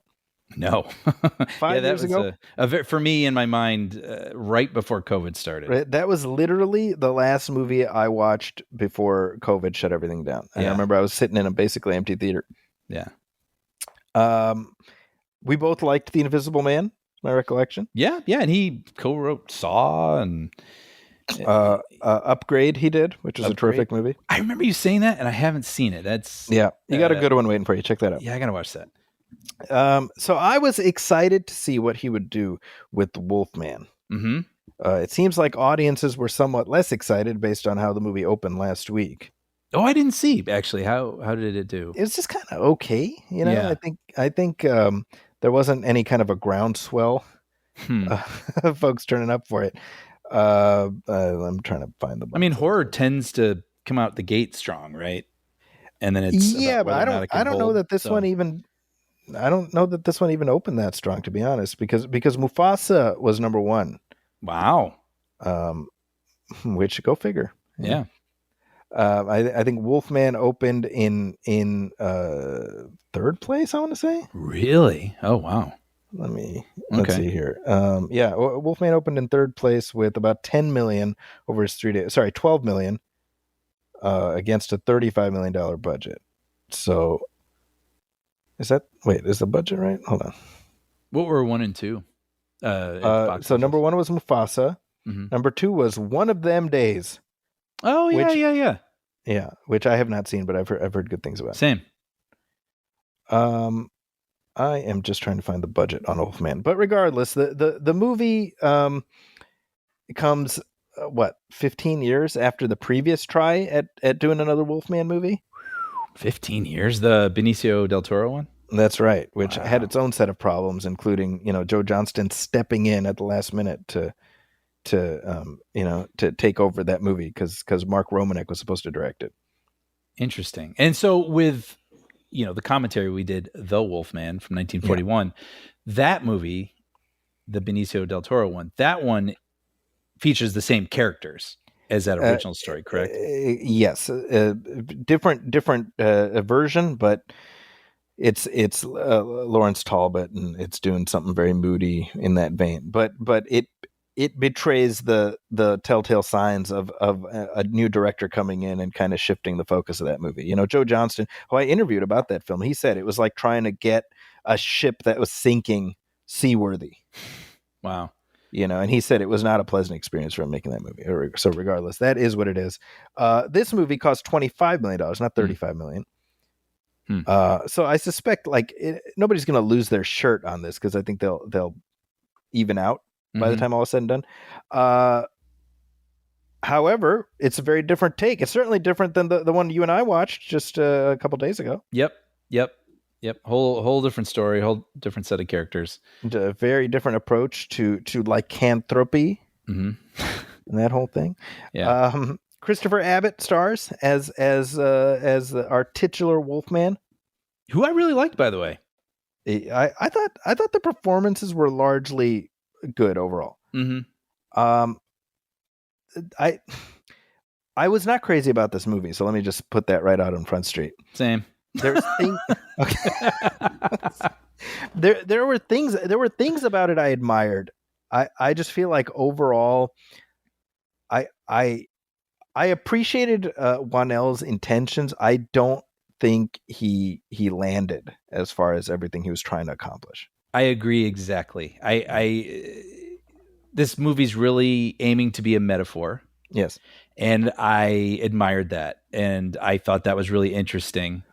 It's very grounded, right? I mean, it's not super fantastical. Even him becoming a wolf man is sort of explained through some sort of, virus like bird flu or kind of situation, that this could happen to people. And I love that they said, this, in the hills of this wooded area, the legend is that there are people who are suffering from this sort of thing. Like Native Americans called it Face of the Wolf. They try to ground it into sort of a reality. I appreciated all of that, but something about halfway doesn't go over the edge for me. It doesn't turn over for me. And then by the end too, I mean, the metaphor, which is really interesting, which is basically, it's about generational trauma, which maybe we'll get more after the spoiler part about the details of that. But I don't know that interesting. That's an interesting concept, but I don't know then that the ending follows through on that concept in a way that I quite understand, or maybe just I didn't like it. I don't know. It's the challenge I had is that, so my initial thought when the movie ended, I found it very cruel. Yeah. And I found it unsettling, and so I was trying to plug into my reaction and unpack that. And I'm like, the main character is, like a normal, decent guy, and he has this thing happen to him. And then, there was an aspect of what follows. I found it cruel, but then I'm like, well, Larry Talbot is like this really likable guy, and it's a tragedy what happens to him. So like, why am I okay with that, but not that? See, but I think then it goes specifically into the metaphor. Yes. because then it's almost, is this spoilery? I don't know. I think we can tiptoe a little bit, and then we can hightail it into the spoiler zone right after. Yeah. So basically, we begin the movie in a flashback where the main character Blake, he's a boy, and his father is very militant. We open with the boy making his bed in a very precise fashion, and we know that if he doesn't, we sense that he'd probably get yelled at. And then they go out into the woods and they're hunting, and the dad is, overbearing. Yeah. And what he says is, look, I'm just trying to make sure that you're safe in this world. This world is unsafe, and I don't care if that makes me a monster. Keeping you safe, that's my job. And so there's your metaphor, right? Like the dad can be a bit of a monster, and it can create this trauma.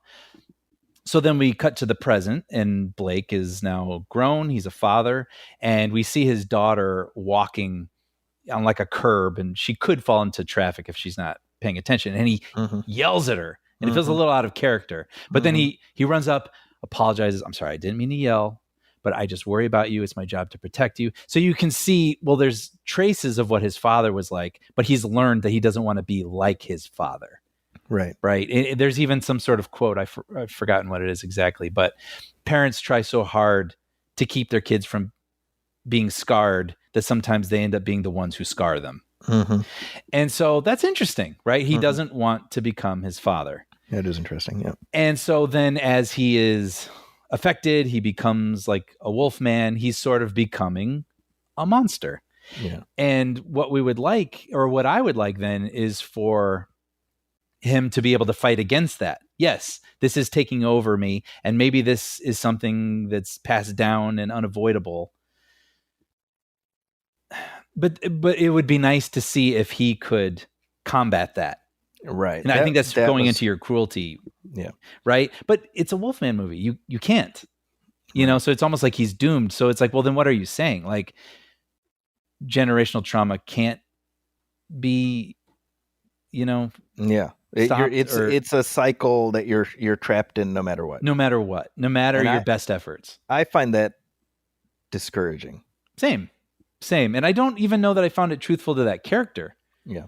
If there had been moments where he was a nice guy, but, and maybe he grabs his daughter by the arm a little too hard, or we sort of see things that I don't know that he will be able to let go of that sort of thing. I didn't sense that from this guy. I sensed the guy who was really trying hard. And it's interesting too, because he's so close to his daughter, and there's a whole story thing where the mom doesn't connect with the daughter in the same way.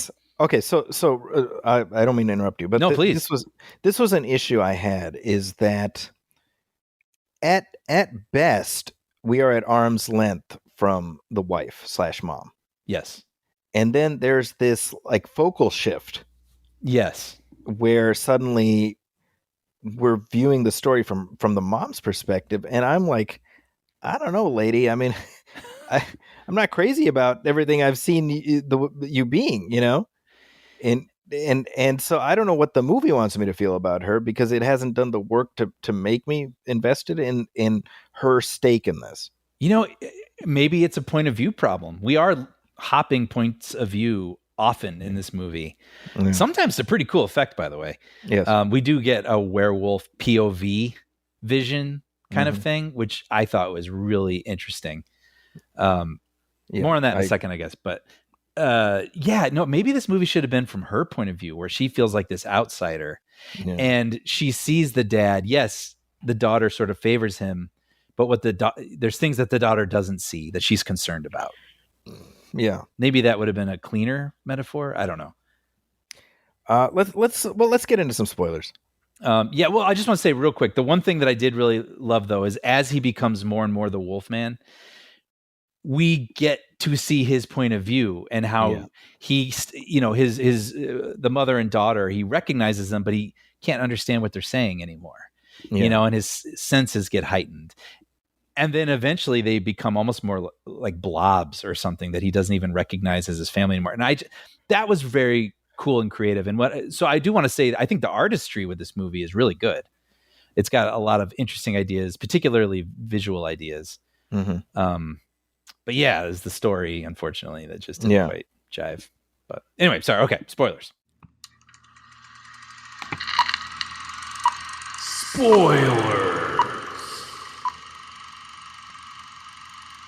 So as we as we were watching the 1941 film, it occurred to me, because I'd already seen, well, you and I had both seen this one already, right? By the time we did our commentary, it occurred to me that this new film, it treats the werewolf bite as a virus, right? And it's irrevocable.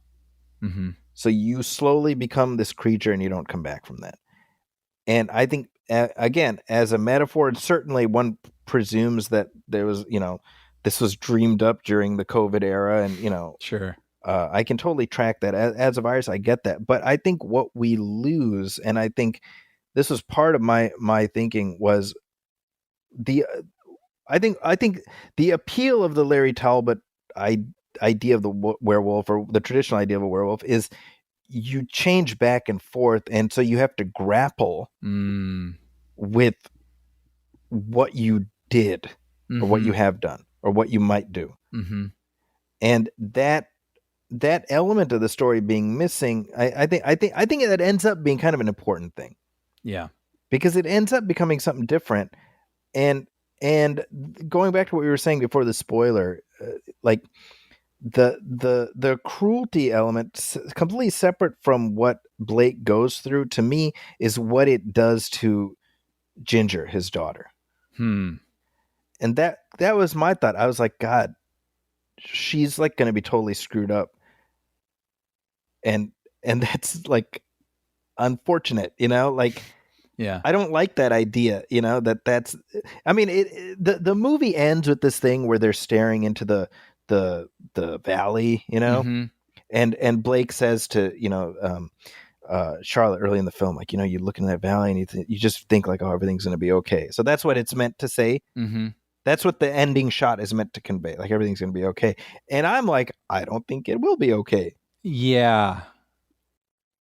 And I don't think that Charlotte really claimed anything That's that we right. felt like she had been missing earlier. Maybe That's because what you were saying, we don't have a great handle on her to begin with. Yeah. What it is that I mean, yes, she's not as close to her daughter as the dad, but I don't know. It just felt a little muddy. Yeah, I think that the tragedy got sort of twisted up in the metaphor. Yes. And it doesn't have the linearity, so the clarity of the Larry Talbot version, and which is fine. I want to be clear. My critique is not, oh, this isn't that other one. I'm not saying that. I'm saying that when the movie ends, you sort of interrogate your feelings, and I'm like, I don't like how this made me feel. And I feel like with a few minor tweaks, you could have got to a place where the metaphor was clearer, either in this direction or that. Either it's about Blake has been a monster all along, and now he is literally a monster, and his family claims their independence by defeating him. That's one version. Yeah. Or Blake desperately doesn't want to become a monster, and at the end, even at the cost of his own life, he proves he's not a monster. Right. Does that make sense? Yeah. Yeah. So either this way or that. Either way is fine. But you got to pick a lane. Yes, I agree with that completely. I mean, that's my biggest problem with the movie. I thought the reveal of the father being the wolf was like weirdly anticlimactic. In that should have been a bigger moment. Yes. And it occurred to me that by the time of that reveal, Blake is already well into his transformation. And I was like, that should have happened at a point where he is more lucid and human. Totally. Right? Totally. So he can grapple with the ramifications of this, and then, oh my God, now this is happening to me. I'm becoming. Yep. Right? So that, I don't know. These are like weird choices that taken together made me just left me at arm's length with the story, you know. Despite the, like you said, I think the POV stuff where we're seeing the perspective shift like within a single shot. Mm-hmm. That was awesome. Yeah. Yeah. It did a good job of making me understand how he was losing his humanity. Yeah. And becoming more animal, the way that he saw things. And yeah, at first he sees it was really sad. He sees the mom and the daughter and he recognizes them, but he can't understand them anymore. It doesn't sound like understandable English. And then later when he's becoming more of the creature, their faces look sort of distorted. They're more like blobs, like two female, shapes or something. And so it's like, oh wow, he's really, it's like he doesn't even recognize them anymore. And that was really sad and put me in his shoes in a way that I thought was really interesting. Yeah. And it also gave for an awesome scare, not a jump scare, but when they're in the basement, the mom and the daughter, and it's completely dark. Great. That was a great moment. Right. And they're like trying to be quiet so he won't catch on where they are. But then we shift into his perspective and his night vision, and we see he's directly in front of them. Right there. That was really good. Yeah. Yeah. Yeah. The wolf makeup, I found it hit or miss. He didn't look wolfish enough to me. Like it was, that was something I found distracting in that he looks like a weird monster person. I guess that's the thing when you turn it into a virus. Yeah. It's tricky. Like how far do you go into him actually becoming sort of like an animal? Yeah. Does he in fact have nards? Yes. That's how they should have taken him out. The daughter was like, I was at a sleepover and I saw this movie. I have an idea. He wants it to end. Oh, whoosh, just right. Kick him in the balls as he doubles over. But in this universe, in this telling, in this version, I do think it's kind of cool that the family isn't horrified for a while. Sure. It borders on becoming a little crazy that they're not horrified at a certain point. Right. But at first they're like, well, they don't know what a wolf man is. They're just seeing someone they recognize and he's sick. So for quite a while, they're not afraid of him. They want to help him. They're trying, whereas we know what's happening and we're like, no, kick him out. Yeah. And I kind of appreciated that. I thought that was an interesting. Yeah, definitely. By the time he's like gnawing on his own flesh. What was that? I was like, dude? Why is he doing that? Yeah. So gross and weird.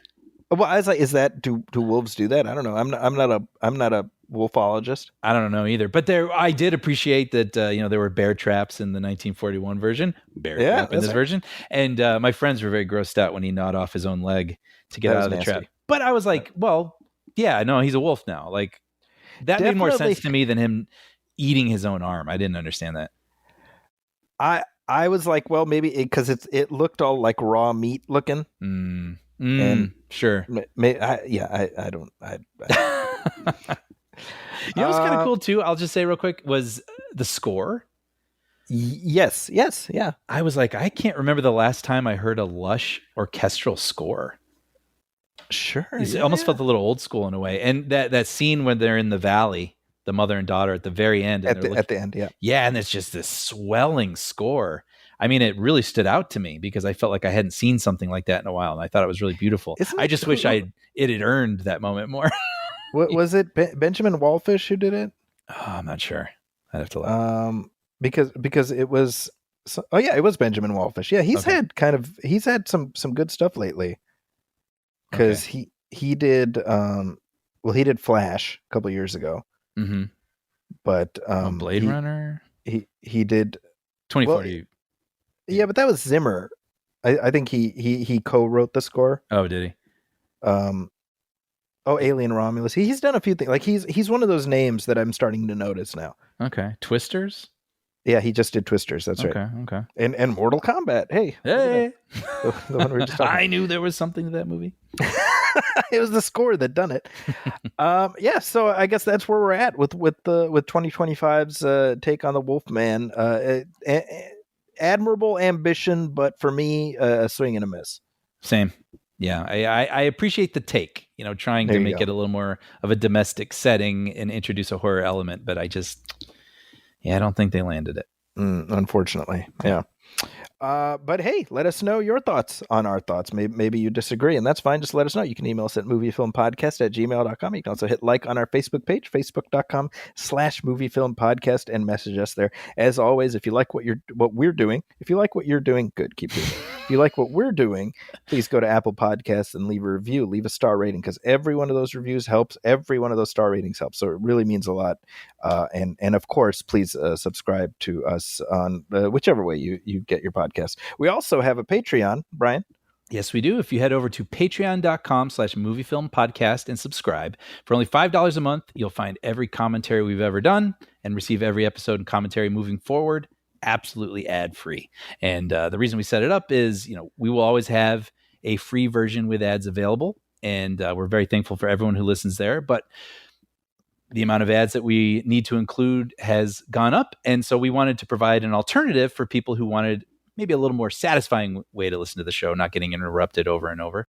Plus, your subscription also goes a long way in helping to support us and helping to sustain producing this show. So if you're interested and able, please head over to patreon.com/moviefilmpodcast and subscribe.